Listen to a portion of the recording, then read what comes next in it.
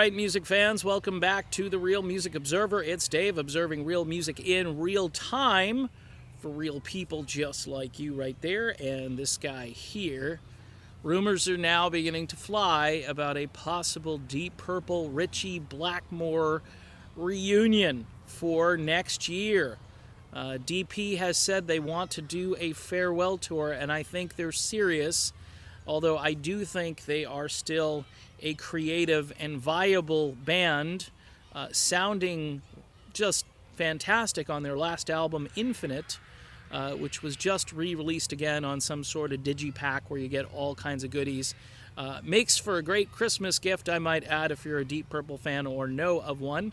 But the rumors are flying because apparently Ritchie's wife has been talking a lot, and she believes that her husband would be interested in doing a few shows with the current Deep Purple lineup.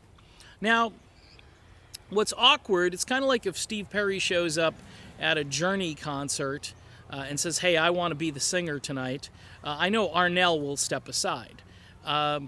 There are problems, Ian Gillan and Steve Morse. Okay, Steve Morse has put in an amazing amount of time with this band and has carried the band for many years. You couldn't get more day or night, though, as far as guitar style. In my humble opinion, Ritchie Blackmore and Tony Iommi, I believe, are the two most important guitar players for hard rock and heavy metal, period. They are the two most important. Big, fat riffs, holding notes for a long period of time, kind of knowing at what point when to change that chord and to change that riff. Both of those guys, I'd put them neck and neck, side by side, and Ritchie Blackmore, I think, owns the most important riff in rock and roll history, which is the riff in Smoke on the Water, which pretty much every upstart guitar player in the world wants to learn as their first song. And who can blame them, right? So Ian Gillan, he's had some choice words over the last couple of years about Ritchie. Ritchie, up until maybe a few months ago, has, pretty much done the same thing, although he's beginning to thaw out, probably realizing that maybe time on this globe is short for these guys, these gentlemen.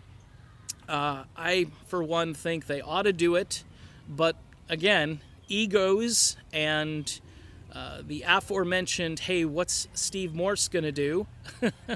I mean, maybe Steve plays rhythm guitar. I don't know. Steve is this maestro player, kind of like this jazz rock fusion guy.